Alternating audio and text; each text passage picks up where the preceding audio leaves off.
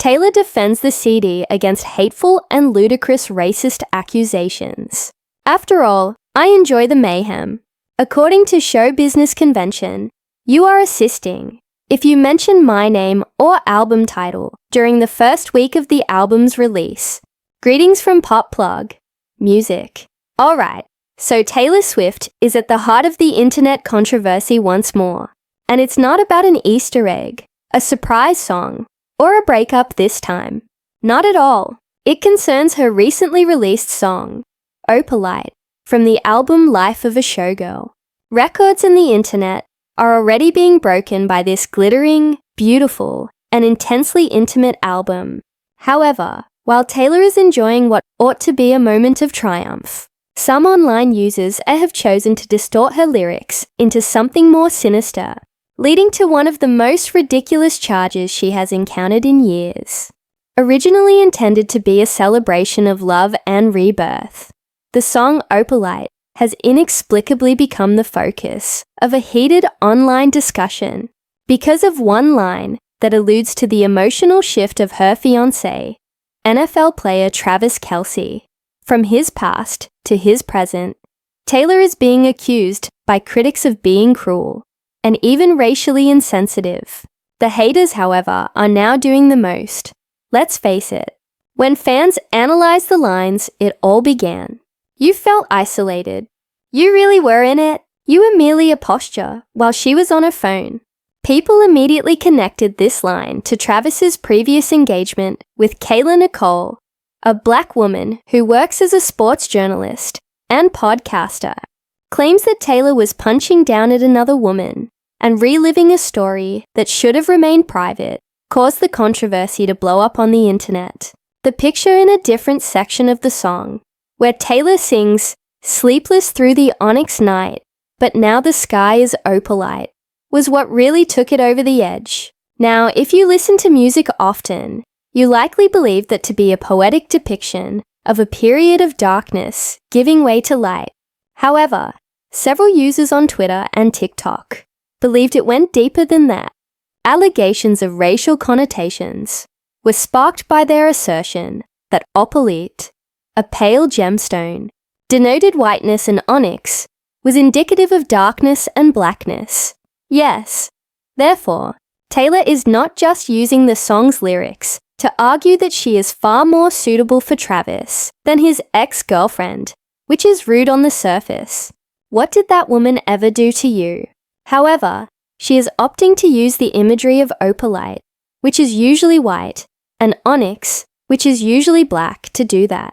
That is the extent of the over-analysis we are facing. As the friend who's too woke for a second, I didn't like that some of the lines in this album seemed racially charged. One admirer even remarked, "All of a sudden, everyone had an opinion," and the internet once more transformed Taylor's lyrics into a discussion on morals. However, the controversy as a whole kind of misses the mark, which is where things start to get interesting. Opalite doesn't aim to disparage others.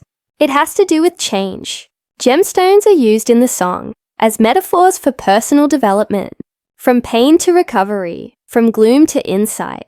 Opalite is a song about kind of forgiving yourself for having gone through something that didn't pan out the way you wanted it to.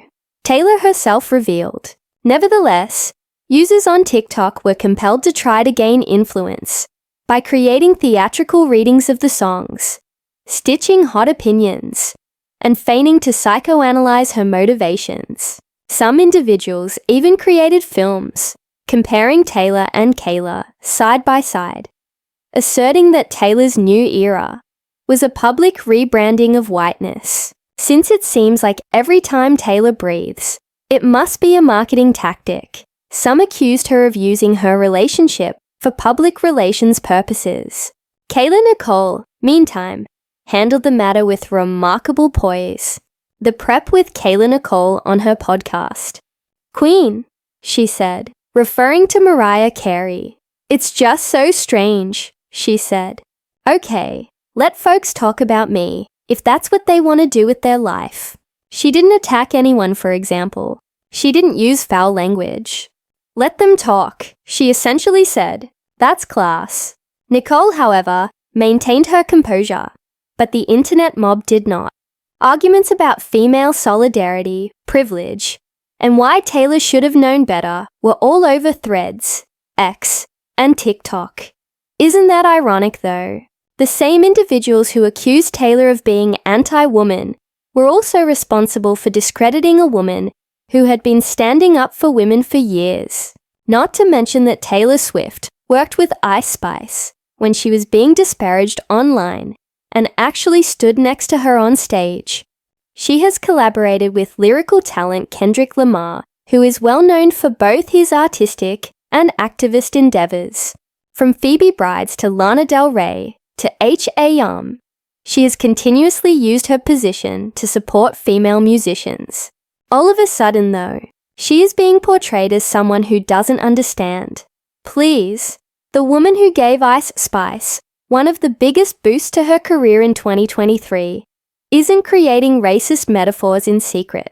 That is merely a projection. Speaking of projection, this is precisely what's taking place. This cycle has been observed previously. She was referred to be manipulative for writing about her ex-boyfriends, performative for discussing politics, or privileged for advocating for the rights of artists. It speaks more about us than it does about her, that the internet is so fixated on analyzing every word she writes. As an eldest daughter, when every line was analyzed by critics, Taylor declares, "I'm not a bad ice coach, and this isn't savage, but I'm never going to let you down." The terms bad and savage are typically used to describe black women. People have twisted songs or stated in the wish list that they desire a baby face and a fat ass. Although huge booties are not exclusive to black women, if we are being completely honest, they have been linked with black women's bodies for the past 400 years.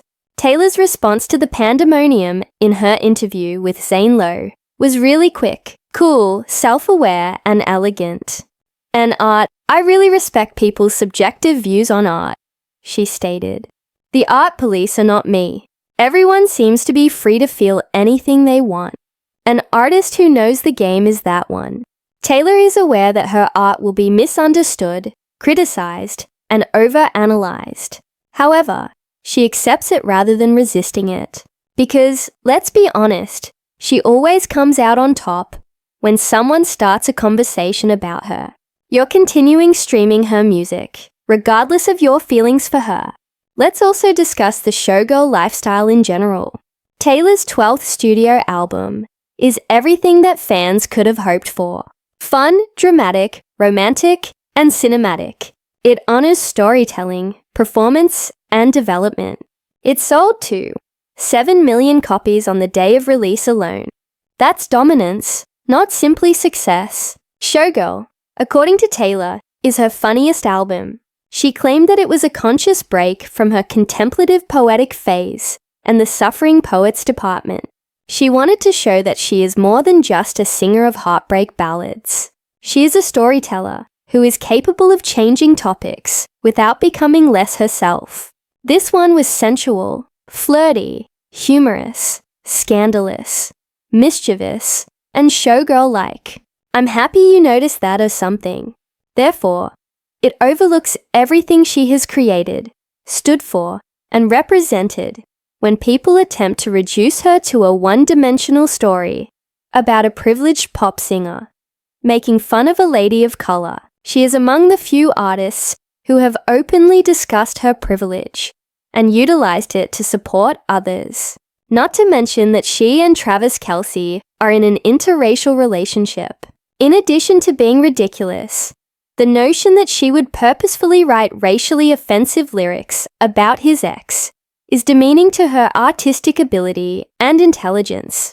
The cycle of online indignation is actually a natural part of being Taylor Swift in 2025. There is a wave of affection, a wave of criticism, and a wave of recognition that, wait, she was correct all along, every